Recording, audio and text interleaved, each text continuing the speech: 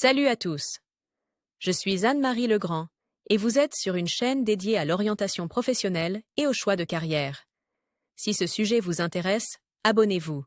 Et maintenant, passons directement au thème de la vidéo Le d'aujourd'hui. médecin en diagnostic fonctionnel et diagnosticien fonctionnel examine le fonctionnement des organes et des systèmes du corps humain à l'aide d'équipements médicaux et de dispositifs techniques. Les informations qu'il recueille aident le médecin traitant à identifier la présence d'une maladie ou à en corriger le cours.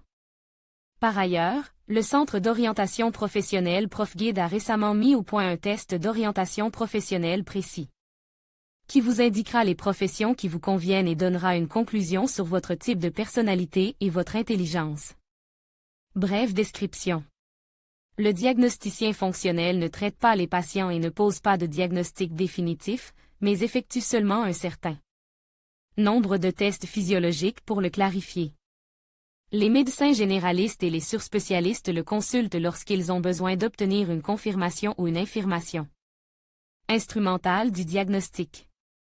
Le diagnosticien est également sollicité lors d'examens de routine, avant des interventions chirurgicales, lors d'examens médicaux, et pour contrôler l'efficacité d'un traitement. La tâche du diagnosticien fonctionnel est d'identifier à temps les changements ou les écarts par rapport à la norme dans l'état du corps dans son ensemble ou de ses systèmes et organes individuels. Il recueille des informations sur la santé physique du patient à l'aide d'équipements médicaux, appareils et instruments électriques, mécaniques et électroniques. L'équipement de son cabinet peut être conçu pour des diagnostics multifonctionnels ou l'examen de systèmes corporels en fonction du profil du service dans lequel le médecin travaille, cardiologie, neurologie, etc. Après avoir examiné le patient, le diagnosticien déchiffre les données recueillies et tire une conclusion sur l'état de santé du patient. Sur la base des informations recueillies, interprétées et systématisées par lui, les médecins des sous-spécialités, neurologues, pneumologues, endocrinologues, thérapeutes, cardiologues, gynécologues, phlébologues et autres spécialistes, prescrivent un traitement au patient. Lire aussi caractéristiques de la profession. Le médecin en diagnostic fonctionnel est un connaisseur de toutes les branches de la médecine. Il les confronte à des maladies de presque toutes origines. Il doit orientation professionnelle à l'école. Campagne 15+15 offre spéciales pour les écoles, les enseignants et les conseillers d'orientation professionnelle travaillant avec des écoliers. Comprendre comment naissent, se développent, se manifestent et évoluent les différentes maladies et processus pathologiques, savoir reconnaître leurs symptômes typiques, connaître les principes de la thérapie complexe des maladies et des états pathologiques. Avant de choisir une méthode de diagnostic particulière, le diagnosticien fonctionnel interroge le patient sur les symptômes subjectifs de la maladie et analyse les informations obtenues. Ce n'est qu'ensuite qu'il choisit la technique de recherche qui lui permettra d'obtenir les informations les plus complètes sur les organes à problème dans un cas particulier. L'exactitude du diagnostic et le déroulement du traitement dépendent des données enregistrées. Le diagnosticien fonctionnel utilise des méthodes pour étudier la santé des différents systèmes et organes, système cardiovasculaire, ECG, électrocardiographie clinique, bicyclette ergométrique, surveillance Holter, écho-CG, FKG, SMAD, surveillance quotidienne de la tension artérielle, respiration externe et tests de provocation par inhalation, spirographie, picfloométrie, plétismographie corporelle, système nerveux périphérique et central EEG, électroencephalographie, écho-S, échoencephaloscopie, TMS, stimulation magnétique transcrânienne, IRM, appareil digestif, sondage endoscopique, coloscopie et gastroscopie, sonographie, échographie et tomodensitométrie des organes abdominaux, système endocrinien, tests express, scintigraphie isotopique, système excréteur et reproducteur, radiographie et urographie de contraste, cystoscopie, test de clairance, échographie, tomodensitométrie. Système vasculaire, vénographie, oscillographie, scintigraphie duplex, triplex des vaisseaux, artères, veines. Si nécessaire, le diagnosticien fonctionnel a recours à des méthodes d'examen plus approfondies, telles que la cardiodopplerographie. la stimulation transœsophagienne, la pulsométrie de variation, la pneumotachométrie, la rhéoplethysmographie, le sondage endorangenographique. Ce que fait un diagnosticien fonctionnel. Les tâches d'un diagnosticien fonctionnel comprennent l'organisation et la réalisation des activités de diagnostic, contrôler L. Exécution des tests fonctionnels par les employés subordonnés, vérifier l'exactitude de l'acquisition des données, l'analyser. Le décryptage des tests réalisés, contrôler l'état technique de l'équipement de diagnostic, consulter les médecins d'autres services. Sur les résultats des diagnostics fonctionnels, remplir les dossiers médicaux des patients. Au contact des patients, le diagnosticien fonctionnel reçoit les patients en consultation externe, participe aux examens préventifs.